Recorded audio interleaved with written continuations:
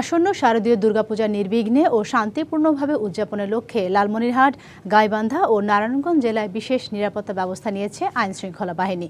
সকালে লালমনিরহাটে শ্রী শ্রী গৌরীশঙ্কর গোশালা সোসাইটি দুর্গা মন্দিরের নিরাপত্তা নিয়ে ব্রিফ করেন র্যাব ১৩ এর company commander lieutenant commander Mohammad Mehedi Hasan. পরে জেলার বিভিন্ন পূজা মণ্ডপ পরিদর্শন করেন তিনি।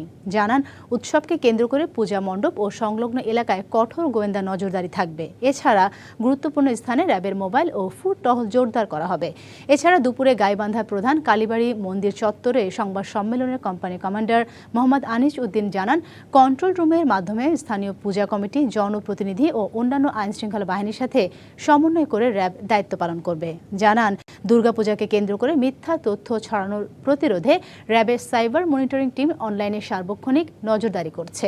এছাড়া পূজা উপলক্ষে নারায়ণগঞ্জ জেলায় আইনশৃঙ্খলা পরিস্থিতি স্বাভাবিক রাখতে নারায়ণগঞ্জের বিভিন্ন পূজা মণ্ডপ পরিদর্শন করেছেন র্যাব ১১ এর অধিনায়ক lieutenant colonel HM Sajjad Hossain.